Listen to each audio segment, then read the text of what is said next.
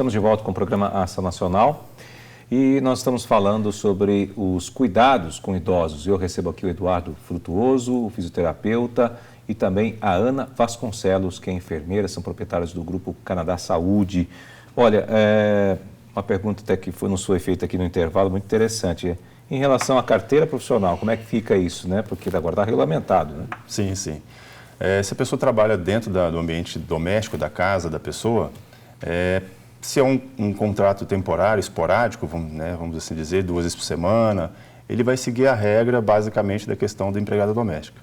Se for mais que 2 vezes por semana, tem que ser registrado em carteira normalmente, tem uma base de categoria que eventualmente pode variar conforme o estado, mas tem que ser registrado sim, segue. O bom da regulamentação é isso, que era realmente a grande luta aí do pessoal para ser regulamentada a profissão, porque dá realmente os direitos e os deveres de maneira bem clara, como a Ana disse, e é uma segurança para quem usa e segurança também para o próprio profissional, o cuidador, que aí tem direito. No âmbito de empresas, por exemplo, em casas de repouso, residenciais sênior, aí vale, um trabalhador tem que ser registrado desde o início, seguindo a regra de todos os outros profissionais.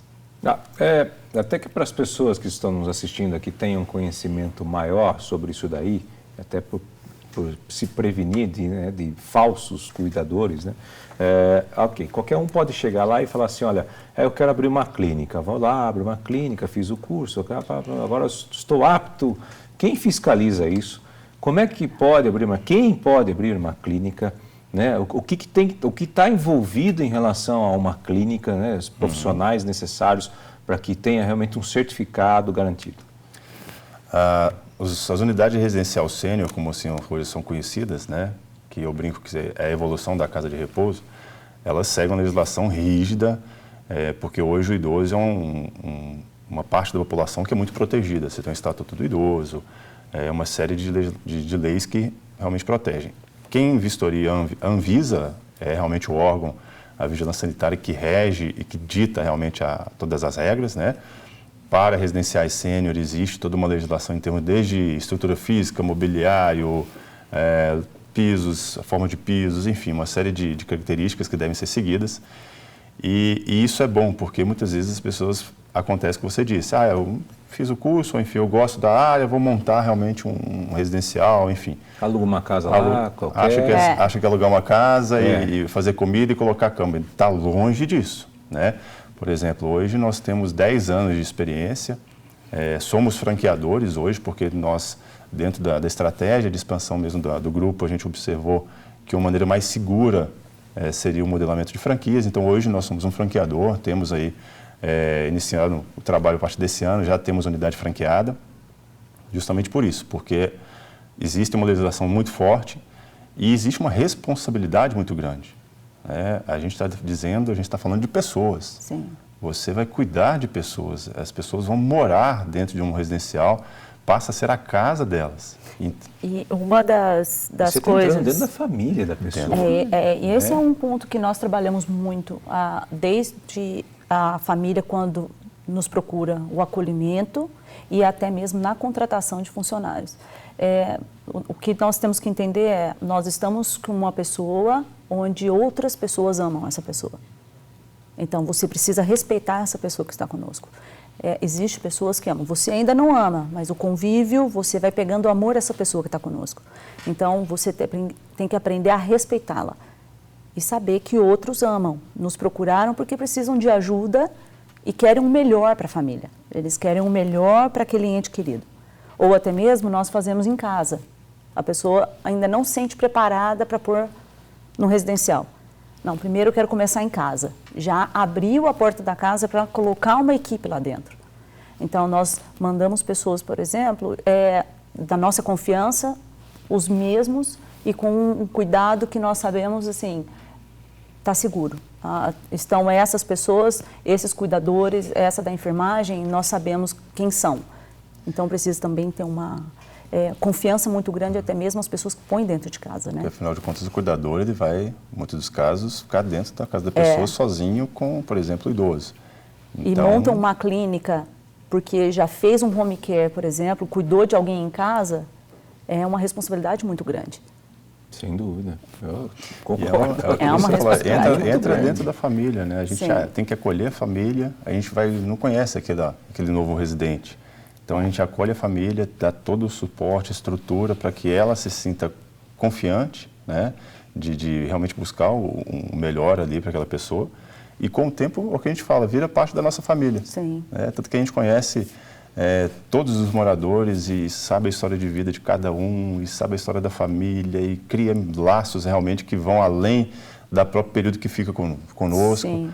Então... Não é simplesmente abrir uma casa, pôr cama e comida. Vai além.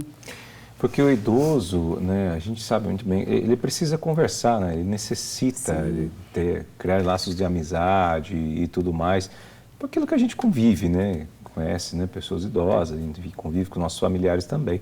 Eles necessitam ter esse momento de carinho, né? De se sentar, e ele adora ficar conversando, contando histórias do que passou, do que foi. Às vezes o que mais falta é isso, né? Ter alguém para ouvir. Porque no dia a dia de trabalho, a família hoje reduziu o número de pessoas, dos familiares. Todo mundo trabalha, tem o seu tempo, tem sua correria. E aquela pessoa que às vezes fica em casa, que tem seus 80, 90 anos, ele só quer às vezes bater papo, né? Eu digo que o convívio ele é muito saudável, tanto que, segundo pesquisas, dizem que você ter realmente uma atividade social, ter convívio, isso aumenta em 18% você ter uma longevidade maior. Olha que interessante. Então, é um número significativo. Não né? entra com depressão, Sim. né? Sim. Evita todas essas doenças psicológicas. Né? Que é um ponto hoje que vem aumentando essa questão da depressão de pessoas idosas, o isolamento, solidão, porque o ser humano não foi feito para ficar sozinho. Sim. Ele foi feito para ficar em sociedade. Então, ter realmente a alegria faz parte da vida, a diversão faz parte da vida. E é o que a gente sempre fala, não é porque está com seus 90, 80, 100, independente da idade, que é um final de vida, que é uma fase triste da vida. Longe disso. Né? A oportunidade de quem pode chegar a essa idade. Verdade. E mesmo quando tem um quadro demencial, por exemplo, Alzheimer e tudo mais, a pessoa pode sim ser feliz. Né? Existe um estigma de que o idoso é uma fase triste da vida, você vai apagando. Nada. Você teve uma vida inteira, né, que foi ali cumprida. Às vezes a fase que você mais pode aproveitar, a própria relação com os netos, né? Inclusive também em pesquisas dizem que uma das maiores alegrias das pessoas realmente é conviver com os netos. Né? Tanto já diz que o pai educa e os avós estragam, né? Já falam isso e realmente é verdade. É função do avô fazer isso, né? Ele faz bem para ele, faz bem para o neto, para a formação. Então, esse processo de envelhecimento ele tem muitas nuances e que são tratadas geralmente de maneira mais fria. Nada, tem que ser muito prazeroso. Vamos ver, a gente tem umas fotos aí, vamos ver lá? Dá para colocar aí para a gente? A gente vê alguns trabalhos que são realizados. Olha lá, que você fosse explicando para a gente aí, como é que é isso, Ana? Isso... O Eduardo, pode ir. Eu vou falar um pouquinho da minha área de base, da fisioterapia. Fisioterapia, né? São exemplos, por exemplo, inclusive de exercícios que podem ser feitos em casas, né? Um alongamento. Um alongamento. Você pode usar materiais que estão em casa no dia a dia, como vassouras. E aí, no caso dessa foto, levantar, abaixar o braço, ficar em pé. Levantar e sentar da cadeira, movimentos de tornozelos, pensar em grandes articulações. Conforme o processo de envelhecimento vai acontecendo, por exemplo, o exemplo que tem aí também, simples, você tem uma cadeira, você pode levantar, sentar, faz repetições, uma série de 3 repetições, descansa um pouquinho. O que eu digo que é importante movimente-se, mas o limiar tem que ser o seu desconforto. Então, o exercício físico ele é fundamental para a questão do envelhecimento, para essa fase do envelhecimento. Colocam os estudos que você fazer 15 minutos de atividade física por dia, né, de segunda a sexta-feira, aí, você tem pelo menos 3 anos a mais de sobrevida. E se você faz os 150 minutos, que são aquelas famosas 30 minutos por dia, de segunda a sexta, você tem pelo menos 30% a mais de longevidade. Então, a atividade física é fundamental. E aí você pode fazer movimentos, pega um lugar gostoso da sua casa, ou mesmo na praça, né? Dobre e estenda o seu quadril, levante, abaixa a perna, tanto para frente, para trás, para o lado e abaixa para o meio de novo. Faz um movimento de agachar, levantar, não precisa agachar até lá embaixo. Faz um agachamento, sentiu ali que foi no seu limite, sobe de novo. tá? Caminhadas diárias, buscar movimentos, às vezes, para as atividades vão ficando um pouco mais difíceis de fazer conforme a idade. Pegar uma coisa numa prateleira mais alta, abaixar para pegar uma panela, que seja, enfim. Então, tenha aquela consciência. O que você usa mais, coloque mais próximo de você. Não adianta colocar um pote de açúcar que usa várias vezes por dia lá na última prateleira do armário. Traga para um ambiente mais central, né? Mas sempre se movimente, esteja em movimento. Eu digo sempre como fisioterapeuta, tudo que para enferruja. E a gente não é diferente. Sem dúvida, é verdade, até para nossa idade, né? Então, vamos lá. Eu falei, olha, esses dias o médico me chamou a atenção, está na hora de começar a fazer exercício, estou precisando mesmo. Bom, como fazer para abrir uma clínica?